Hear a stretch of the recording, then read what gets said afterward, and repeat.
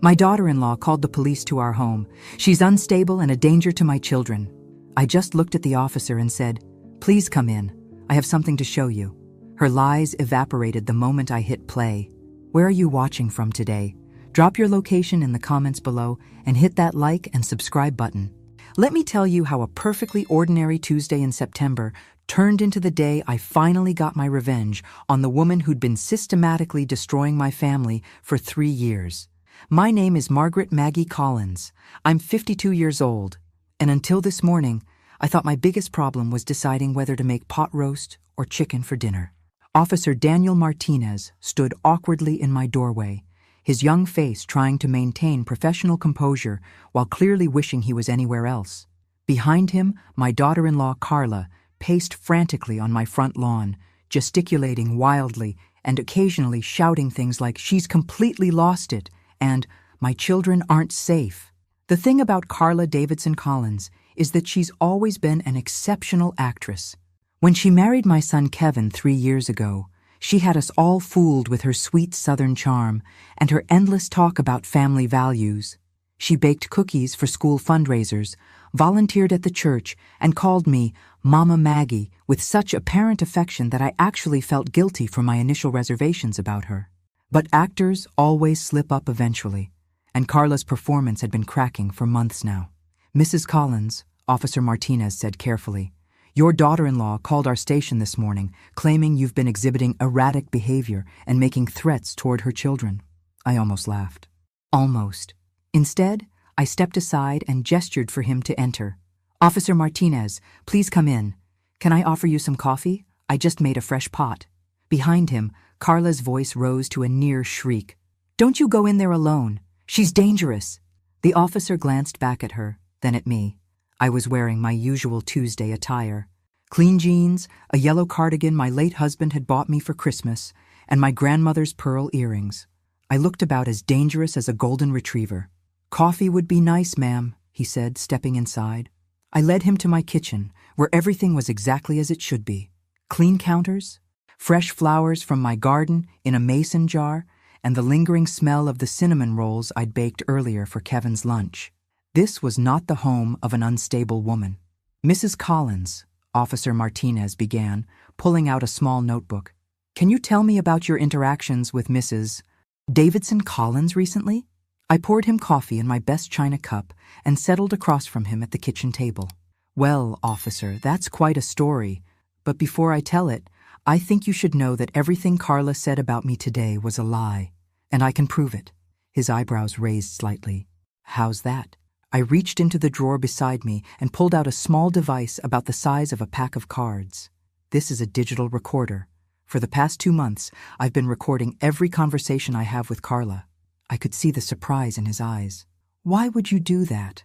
"Because," I said, setting the recorder on the table between us, "my daughter-in-law has been trying to turn my son against me, alienate me from my grandchildren, and convince everyone I know that I'm losing my mind. And I finally got tired of being the only one who knew the truth. Through the window, I could see Carla pacing faster now, occasionally glancing toward the house with what I recognized as genuine panic in her eyes. She knew exactly what I had on that recorder. "That's a very serious accusation, Mrs. Collins." "It is," I agreed, "and I have very serious evidence." I pressed play. Carla's voice filled my kitchen, crisp and clear. "Listen, you old bat. I don't care what Kevin thinks he wants. Those children are mine. This family is mine. And if you think I'm going to let some dried-up widow interfere with my plans, you're even more pathetic than I thought." Officer Martinez's coffee cup stopped halfway to his lips. That was just the beginning.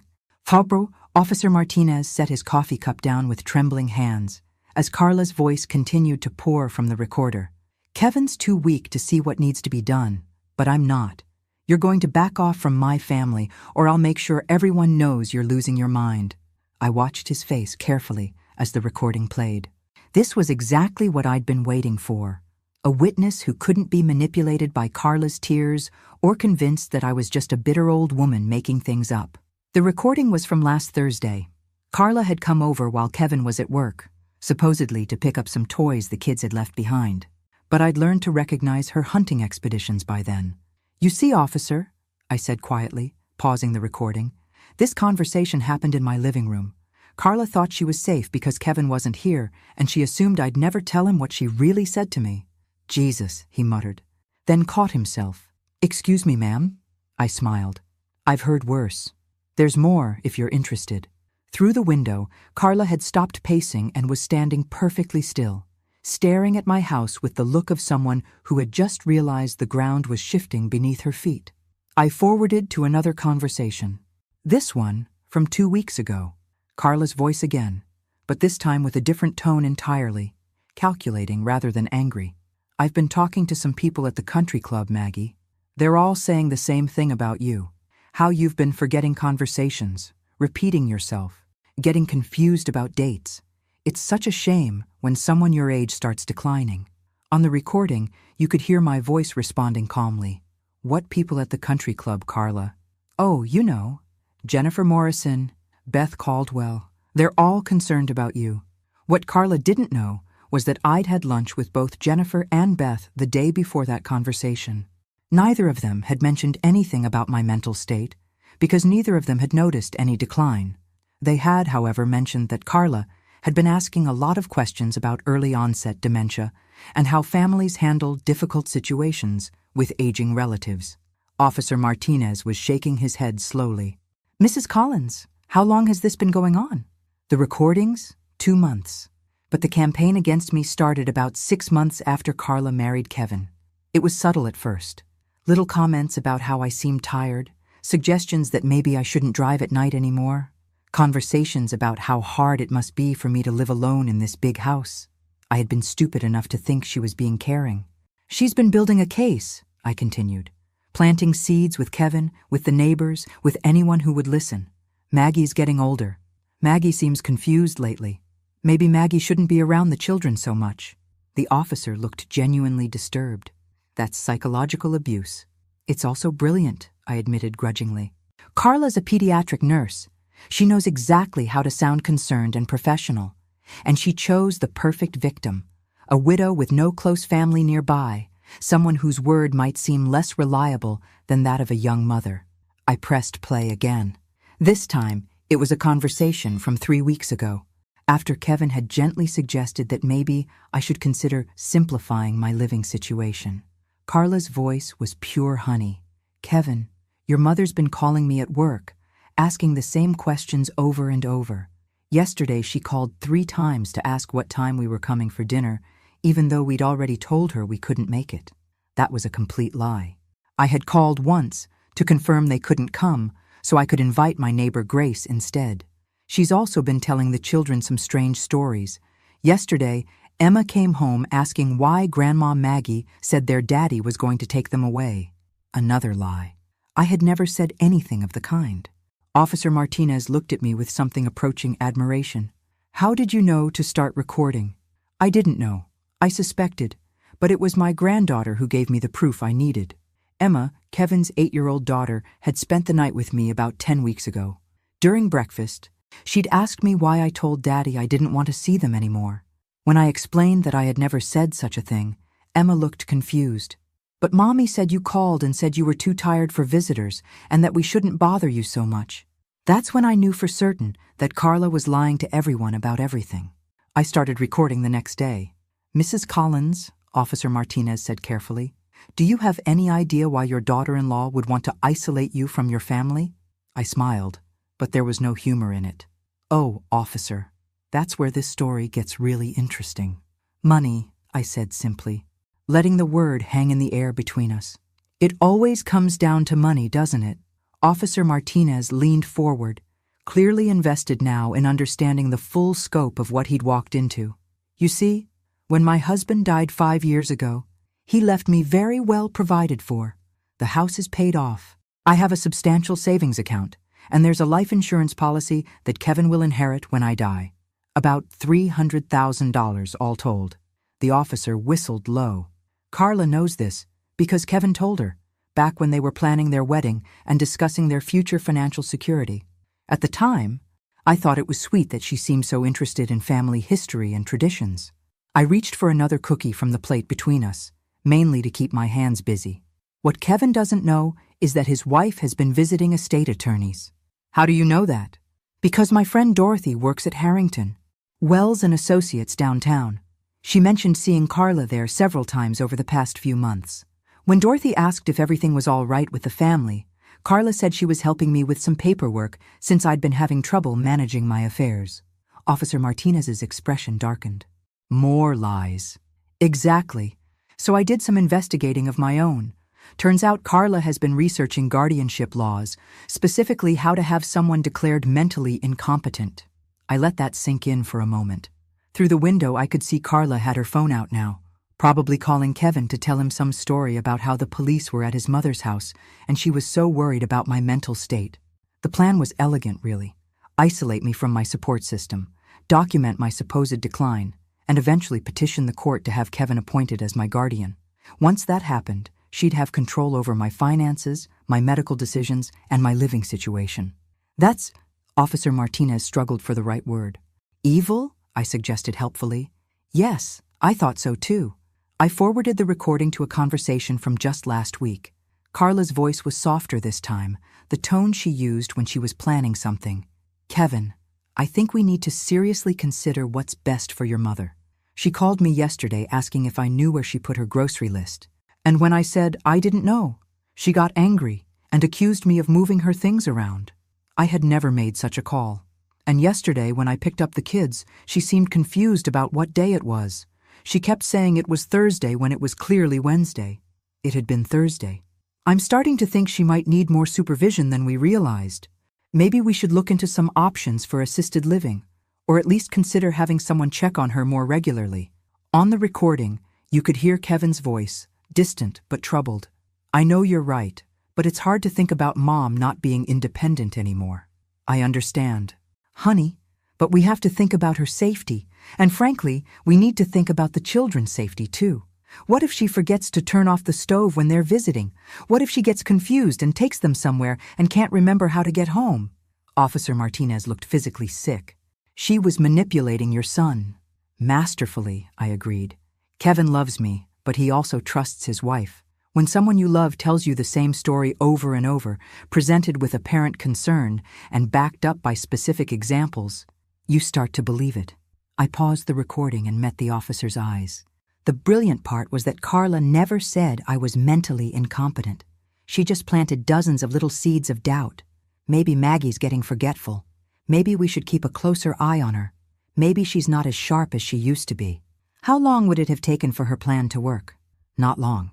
I'd guess another month or two of documented incidents, maybe a carefully staged emergency where I appeared confused or disoriented, and then Kevin would have started seriously considering guardianship proceedings. My phone rang. Kevin's number. That'll be my son, I said to Officer Martinez. Carla's probably told him there's been some kind of incident and he needs to rush over here to manage the situation. I answered the phone. Hi, sweetheart. Mom, are you okay? Carla called and said the police are at your house. What happened? Everything's fine, Kevin. Officer Martinez is here because Carla called the police station this morning, claiming I was dangerous and unstable. There was a pause. She said, "What? Why don't you come over? I think there are some things we need to discuss as a family." I'm leaving work now. Mom, are you sure you're all right? I'm better than I've been in months, honey. I'll see you soon. After I hung up, Officer Martinez said, "Are you going to tell your son about the recordings?"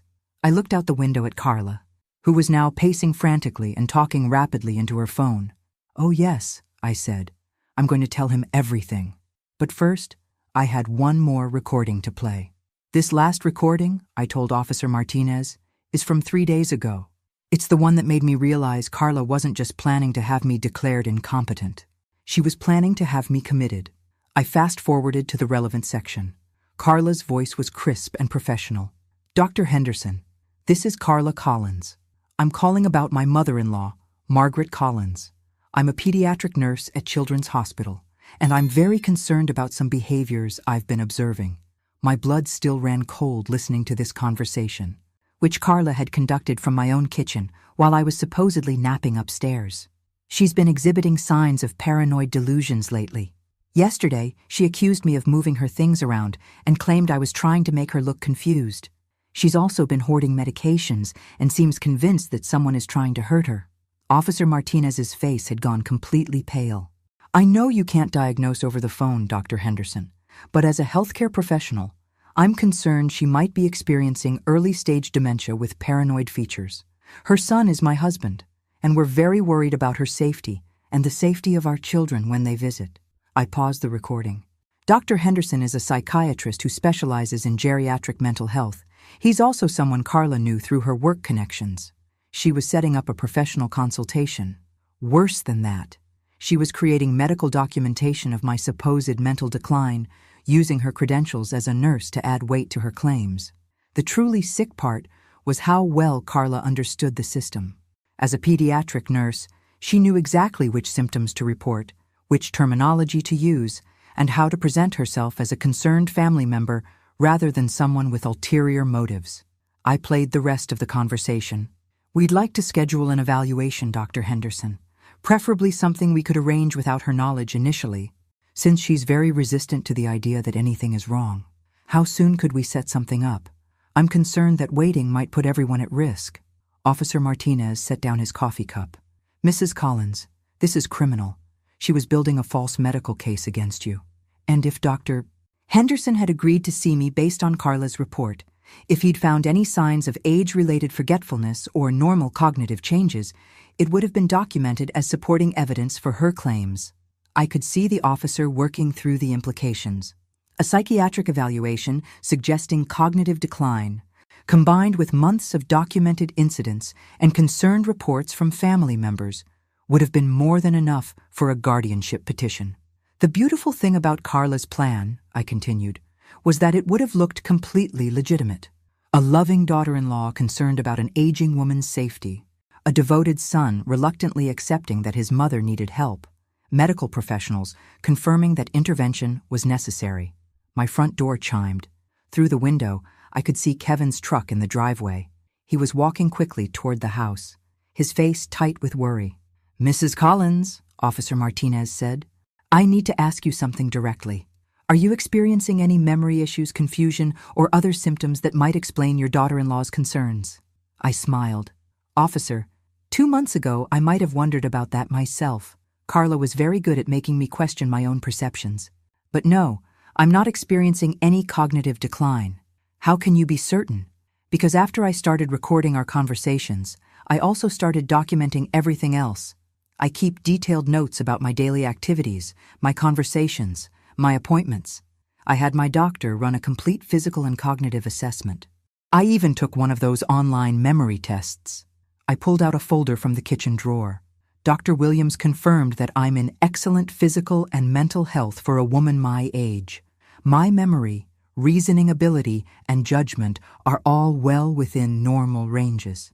Kevin's footsteps were on the porch now. More importantly, I continued, I've been keeping careful track of every incident Carla claimed happened. The confused phone calls, the forgotten conversations, the strange behavior with the children.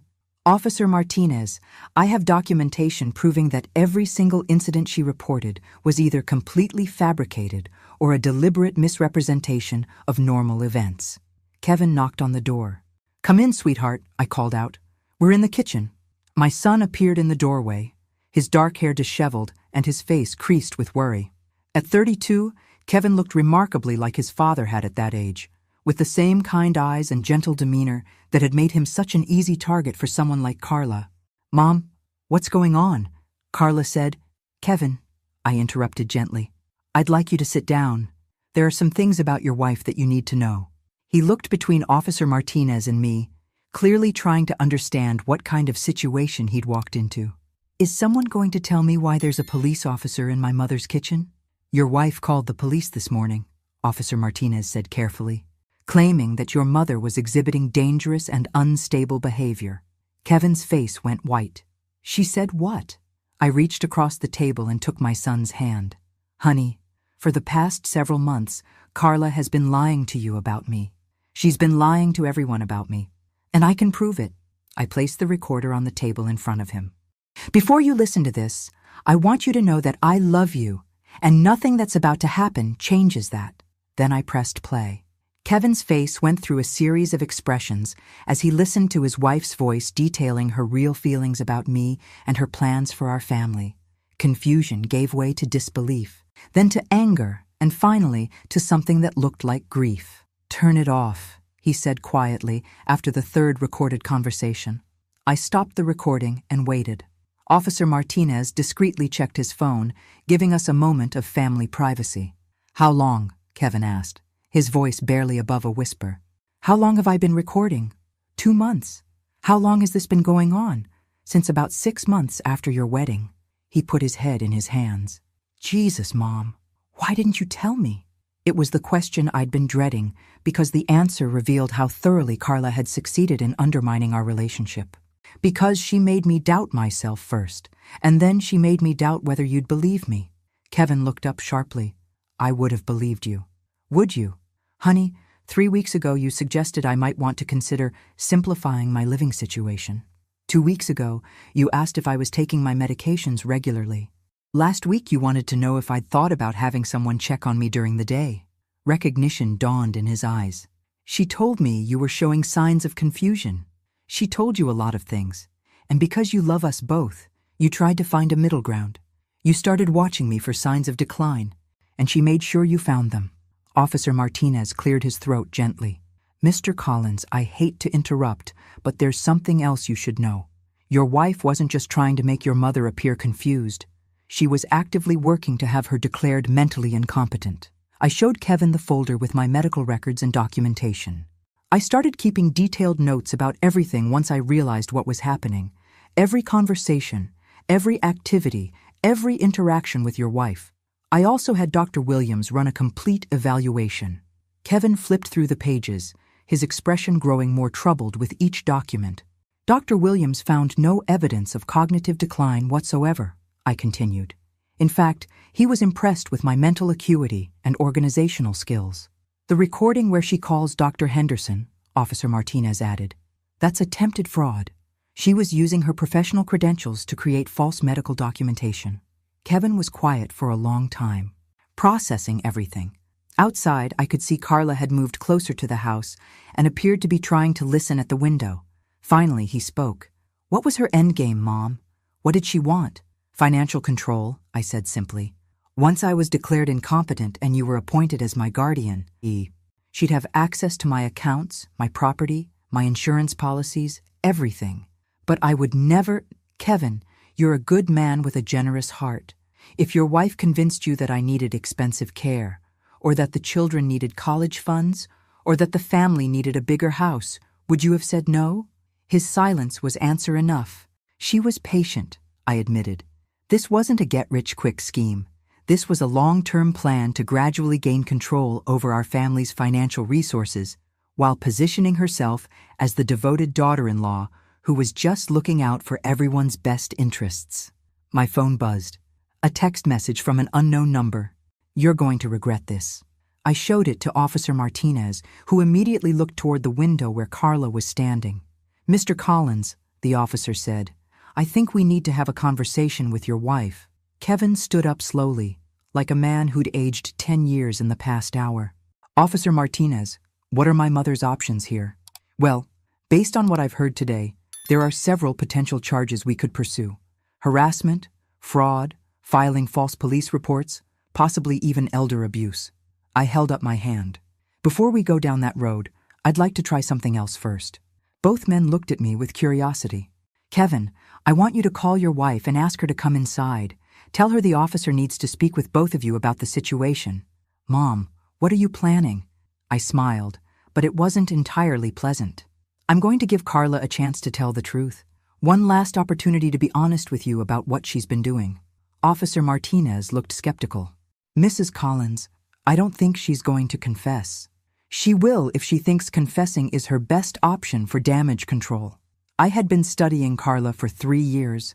I knew exactly how her mind worked when she felt cornered. She'd calculate the odds, determine the most advantageous position, and then present whatever version of events served her interests best. But this time, I was going to control the narrative. Kevin pulled out his phone reluctantly. "Carla, can you come inside? Officer Martinez needs to speak with both of us." Through the window, I watched her face as she listened to Kevin's request. Even from a distance, I could see her mind working, trying to determine what story would serve her best. She was about to find out that I'd finally learned to play her game, and I was better at it than she was. Carla entered my kitchen like a woman walking into battle. She'd composed herself during the walk from the yard to the house, arranging her features into an expression of concerned worry. Her blonde hair was perfect, her makeup flawless despite the morning's drama, and she carried herself with the confident posture of someone who believed she still controlled the situation. "Kevin, thank goodness you're here," she said, rushing to him and placing a protective hand on his arm. "I've been so worried about your mother's behavior lately." She glanced at Officer Martinez and me with what appeared to be nervous concern. "Officer, I hope you understand that calling the police wasn't something I did lightly. But when someone you care about starts exhibiting dangerous signs, you have to put safety first. I had to admire her performance. If I didn't know better, I'd believe she was genuinely concerned about my welfare." "Mrs. Davidson Collins," Officer Martinez said formally, "your mother-in-law has made some serious allegations about your behavior toward her." Carla's eyes widened with apparent shock. "Allegations? What kind of allegations?" "She claims you've been systematically lying about her mental state to family members and medical professionals." For just a moment, something flickered across Carla's face. Not surprise, calculation. She was rapidly assessing this new information and determining her best response strategy. "Officer, I think there's been a terrible misunderstanding," she said, her voice taking on the professional tone she used at the hospital. "As a healthcare worker, I've been genuinely concerned about some changes I've observed in Margaret's behavior. If she's interpreting my concern as something malicious, that might actually be indicative of the paranoid thinking patterns we sometimes see in early cognitive decline." Brilliant. She was using my accusation as evidence of my supposed mental illness. Kevin looked between us, clearly struggling to reconcile the wife he loved with the evidence he'd just heard. "Carla," he said carefully, "Mom played me some recordings." "Recordings?" Carla's voice rose with what sounded like genuine alarm. "Kevin, if your mother has been secretly recording private family conversations, that's extremely concerning behavior. That's exactly the kind of paranoid activity I've been worried about." She turned to Officer Martinez. "This is what I mean about the changes I've been observing. The suspicion, the secretive behavior, the accusations against family members who are trying to help." I almost applauded. Carla was turning my evidence into proof of her claims. It was a masterful deflection, but I hadn't survived 52 years on this earth without learning a thing or two about fighting dirty when necessary. "Carla," I said pleasantly, "that's fascinating. So you're saying that recording family conversations is paranoid behavior?" "Of course it is. Normal people don't secretly record their loved ones." I reached into my kitchen drawer and pulled out a second device. "Then I'm curious how you'd characterize this." Carla's face went dead white. "This," I continued, "is a voice recorder I found hidden behind the coffee maker last month. Strange place for it to end up, don't you think?" The silence in the room was deafening. "You see, Officer Martinez, Carla's been recording our conversations too. The difference is that she's been doing it without my knowledge or consent. I had found the recorder 3 weeks ago while cleaning.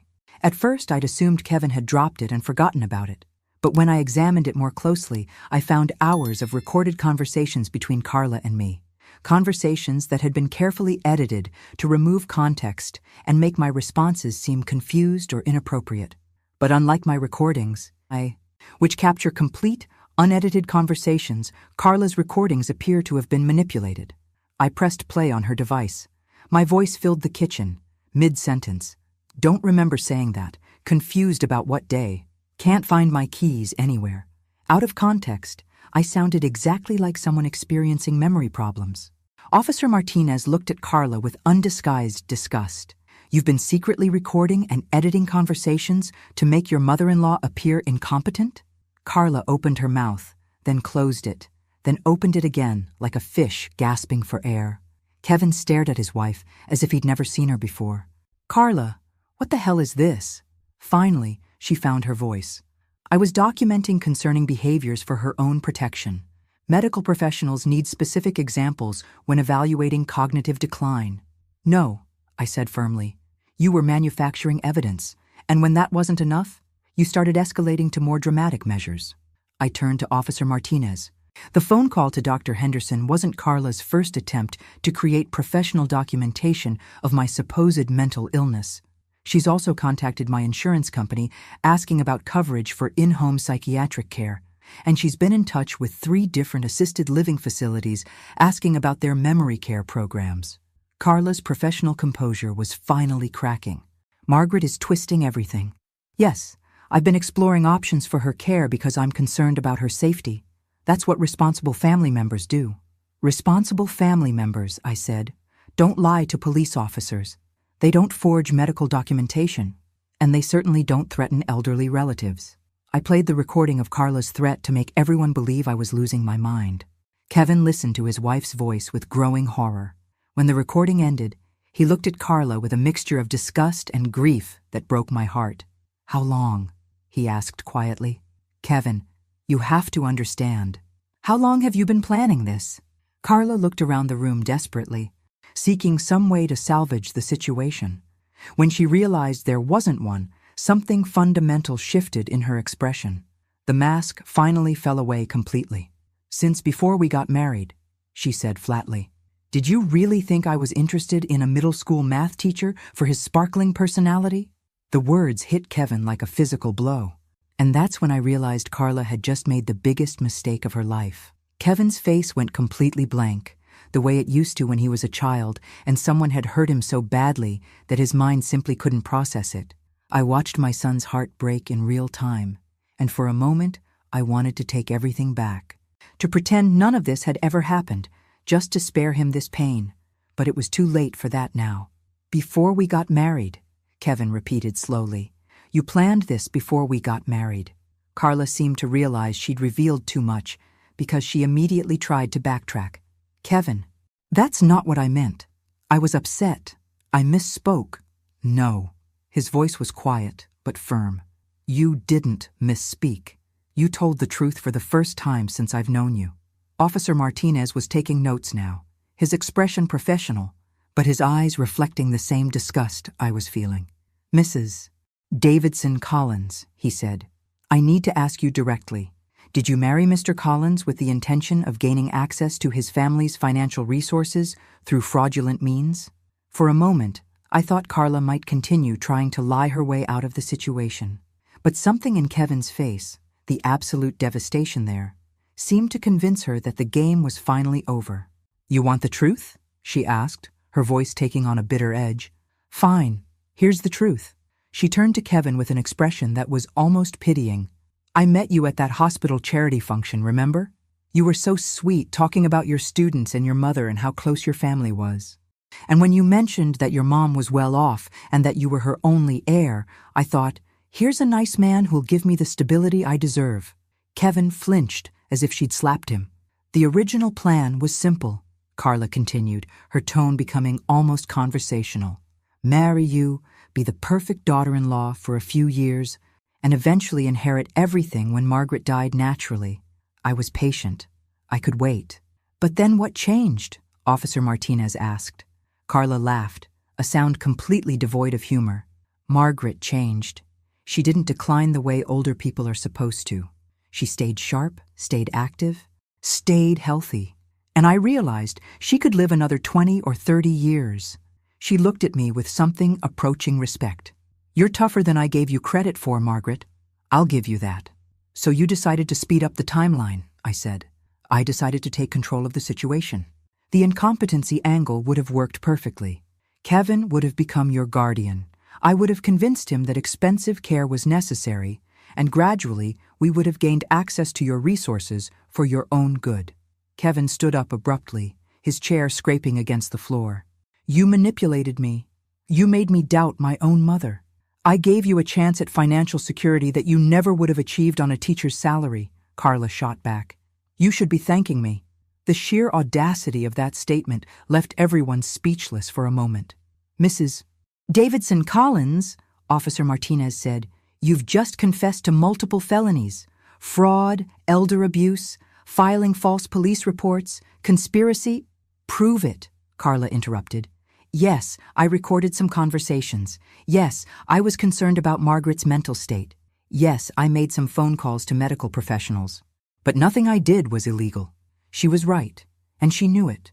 The recordings were damning but not necessarily criminal. The phone calls to doctors could be explained as genuine concern. Even the false police report would be difficult to prosecute if she claimed she genuinely believed I was dangerous. Carla had been very careful to operate in legal gray areas, but I had been preparing for this moment for 2 months. Actually, Carla, I said pleasantly, you did do something illegal. I reached into my kitchen drawer one more time and pulled out a stack of papers. These are copies of medical records you accessed using your hospital credentials to research my health history. Dr. Williams provided them after I explained that someone had been improperly accessing my files. Carla's face went ashen. Computer fraud is a felony in this state, Officer Martinez noted, examining the documents. Unauthorized access to medical records carries significant penalties. There's also this, I continued, producing another document. A copy of the application you submitted to Riverside Memorial requesting a psychiatric consultation for an elderly family member experiencing paranoid delusions. You listed yourself as the referring medical professional and provided false information about my symptoms and medical history. And this, I said, placing a final piece of paper on the table, is documentation showing that you used your hospital computer system to research guardianship procedures, legal precedents for cognitive decline cases, and estate planning strategies. All during work hours, all using credentials that don't authorize that kind of research. Carla stared at the evidence with the expression of someone watching her entire world collapse. Kevin looked at me with something approaching awe. Mom, how did you— Your wife isn't the only one who knows how to build a case, sweetheart. The difference is that my evidence is all legitimate. Officer Martinez was already reaching for his handcuffs. Mrs. Davidson Collins, you're under arrest for computer fraud, filing false medical reports, and elder abuse. You have the right to remain silent. As he read Carla her rights, she looked at Kevin one last time. You'll never find anyone else who'll put up with your boring life and your clingy mother. Kevin met her gaze steadily. Good. But I knew this was far from over. Carla was resourceful, intelligent, and completely without conscience. Even facing criminal charges, she'd be looking for ways to minimize the damage and maximize her advantage. I just hadn't expected her final card to be quite so vicious. 20 minutes after Officer Martinez led Carla away in handcuffs, my kitchen felt strangely quiet. Kevin sat at the table, staring at his coffee cup like it might contain answers to questions he hadn't even figured out how to ask yet. Mom, he said finally, I'm so sorry. You have nothing to apologize for, sweetheart. I do, though. I believed her. I actually started to think you might be losing your memory. I reached across the table and squeezed his hand. She's very good at what she does. She fooled me for months, too. But you figured it out. Eventually. But not before she did some real damage. We sat in comfortable silence for a while, both processing everything that had happened. I was just starting to think the worst was behind us when my phone rang. Kevin's number was calling my phone, even though Kevin was sitting right in front of me. That's my phone, Kevin said, checking his pocket with confusion. I answered cautiously. Hello? Margaret, this is Dr. Patricia Williams from Child Protective Services. The voice was professional but concerned. I'm calling about a report we received this morning regarding the children in your son's care. My stomach dropped. What kind of report? We received information suggesting that the children may be in an unsafe environment due to domestic violence in the home and concerns about their father's mental stability following a family crisis. I looked at Kevin, whose face had gone white as he realized what was happening. Dr. Williams, can you tell me who filed this report? I'm not able to share that information, but I can tell you that it came from someone identifying themselves as a mandated reporter with medical credentials. Carla, even from jail. She was still playing games. Dr. Williams, I think there's been a serious misunderstanding. The person who filed that report was arrested this morning for elder abuse and filing false reports.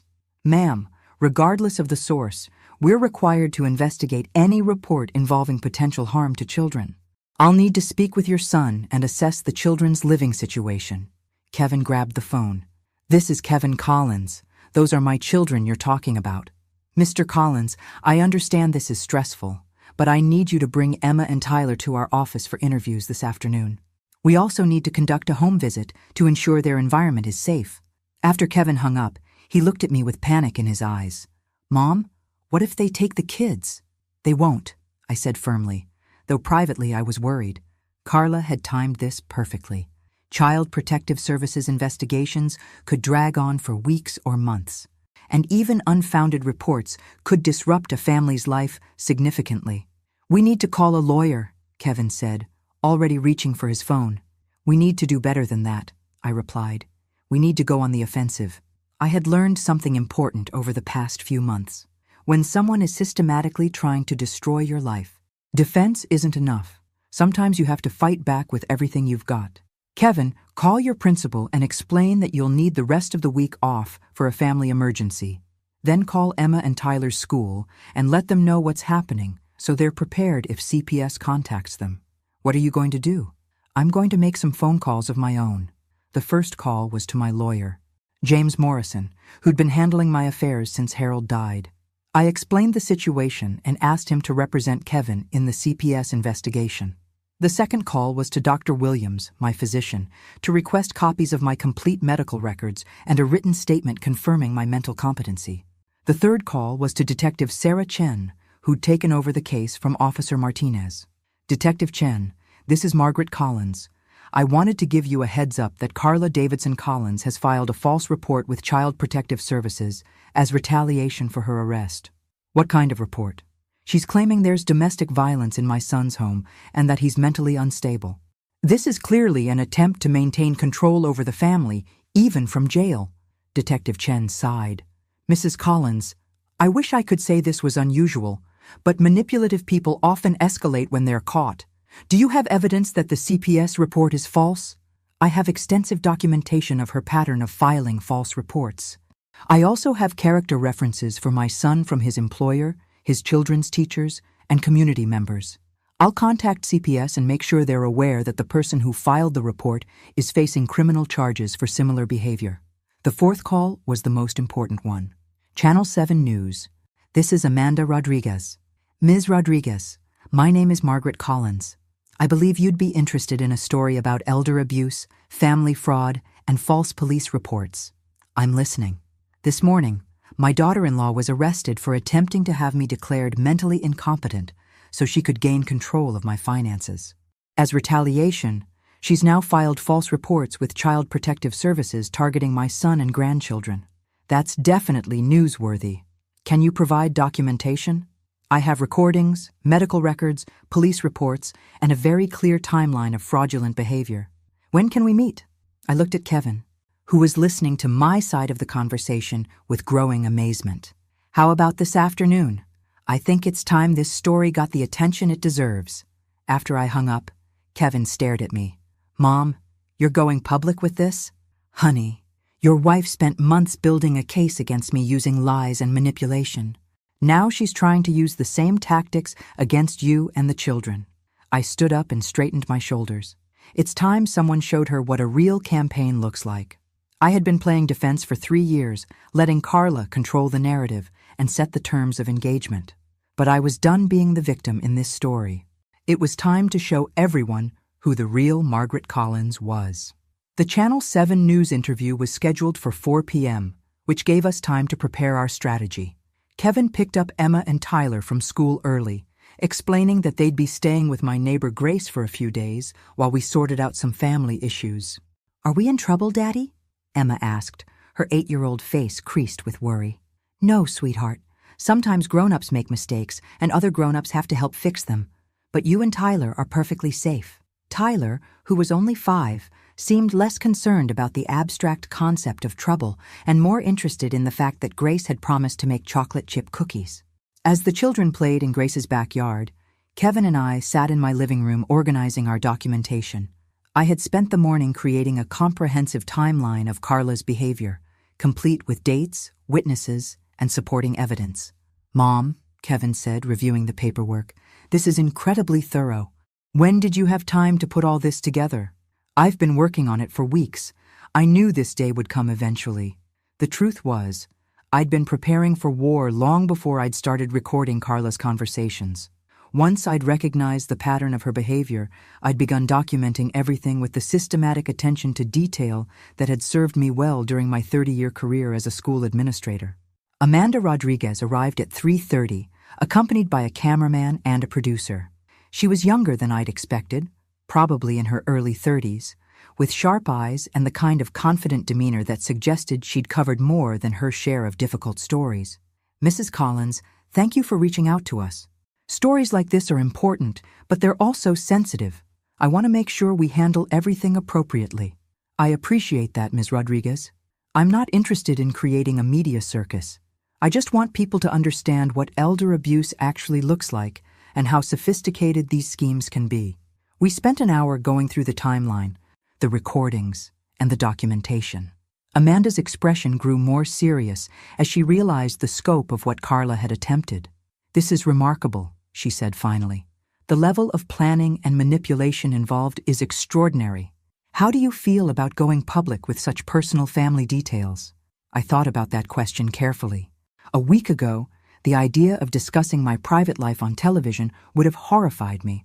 But Carla had already made our family business public by involving the police, medical professionals, and now Child Protective Services. "Ms. Rodriguez, if my story prevents even one other family from going through this, it's worth whatever embarrassment I might experience." The interview itself was easier than I'd expected. Amanda asked thoughtful questions and let me tell the story in my own words. I played selected portions of the recordings, explained Carla's methodology, and described the impact her campaign had on our family. "What surprised you most about your daughter-in-law's behavior?" Amanda asked. "How patient she was," I replied. "This wasn't a crime of passion or desperation. This was a carefully planned long-term strategy. She was willing to invest years of her life in this deception." What would you say to other families who might be experiencing something similar? Trust your instincts. If someone in your family is consistently trying to make you doubt your own perceptions, if they're isolating you from your support systems, if they're suddenly very interested in your finances or medical decisions, pay attention to those red flags. The interview aired on the 6 o'clock news that evening. The response was immediate and overwhelming. My phone rang constantly for the next 2 hours. Friends, neighbors, former colleagues, and complete strangers called to offer support, share similar experiences, or ask for advice. Several people mentioned that they'd had concerns about Carla but hadn't known how to express them. Mrs. Thompson from down the street called to say that Carla had approached her months ago, asking questions about my daily routine and whether I seemed confused or forgetful. Mr. Davis from the hardware store mentioned that Carla had been asking about home security systems, specifically ones that could monitor elderly residents. Even more disturbing were the calls from other potential victims. 3 different women contacted me to describe similar situations with family members who were systematically undermining their independence and credibility. But the most important call came at 8:47 p.m. "Mrs. Collins, this is Dr. Patricia Williams from Child Protective Services. I've just seen your news interview, and I wanted to personally apologize for the stress our investigation has caused your family." "Dr. Williams, you were just doing your job." "Perhaps, but we should have been more thorough in vetting the source of the report.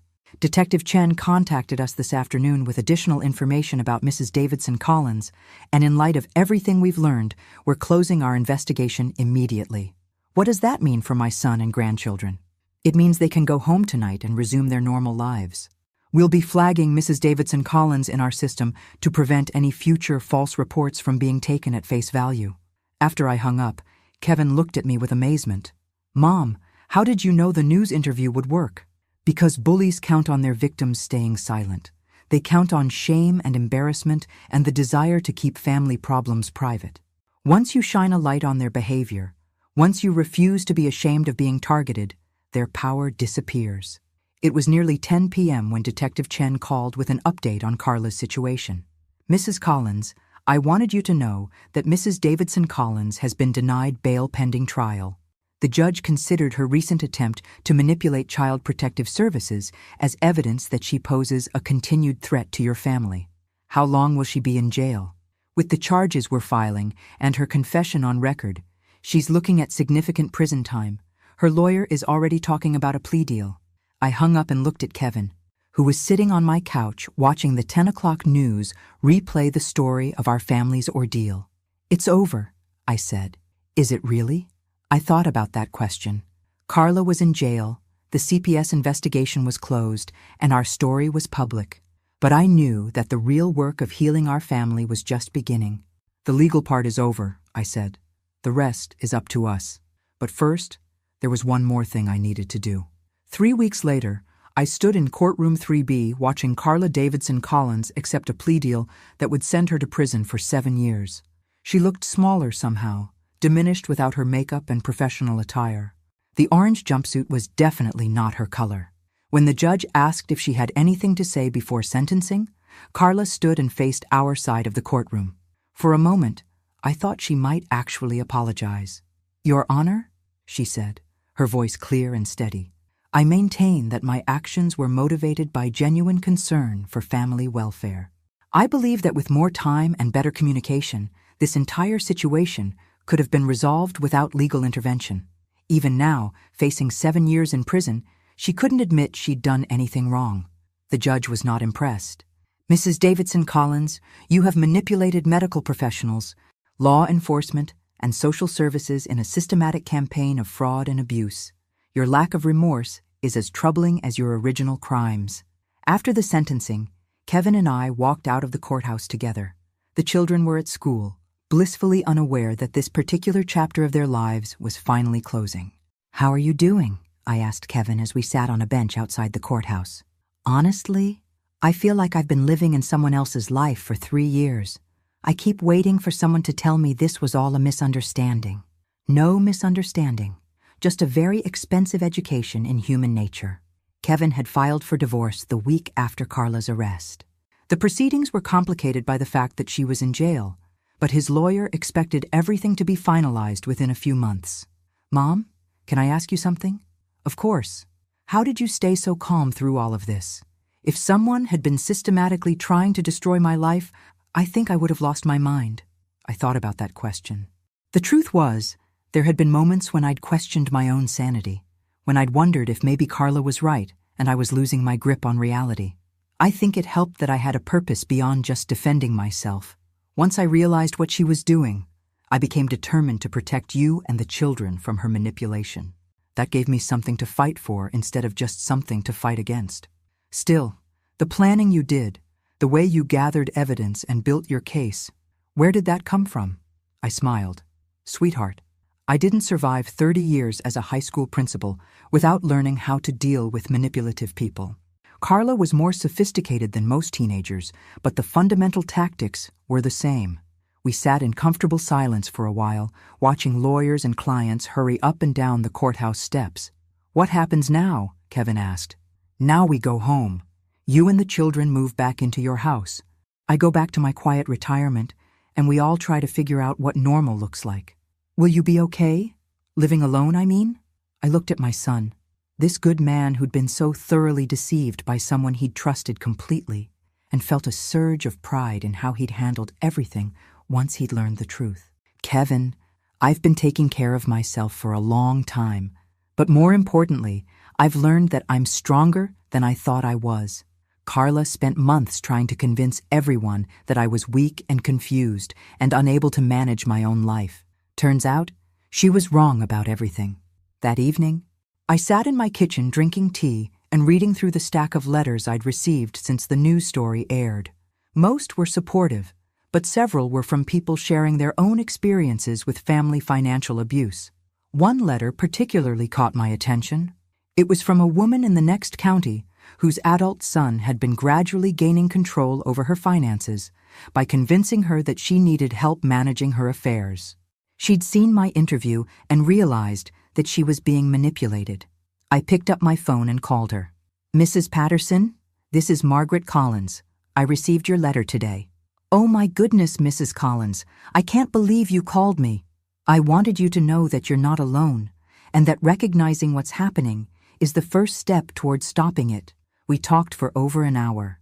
By the end of the conversation, Mrs. Patterson had agreed to contact Adult Protective Services and had asked me to recommend a lawyer. After I hung up, I realized that this was what I wanted to do with whatever time I had left. Not just survive Carla's attack on my life, but use what I'd learned to help other people who were facing similar situations. I opened my laptop and began typing. My name is Margaret Collins, and 3 months ago my daughter-in-law tried to have me declared mentally incompetent so she could steal my life savings. This is what I learned about fighting back. 2 hours later, I had the beginning of what would eventually become a comprehensive guide to recognizing and responding to elder financial abuse. My phone rang. Kevin's number. Mom, I just wanted to say thank you. For what? For being strong enough to fight back. For protecting our family. For showing me what real courage looks like.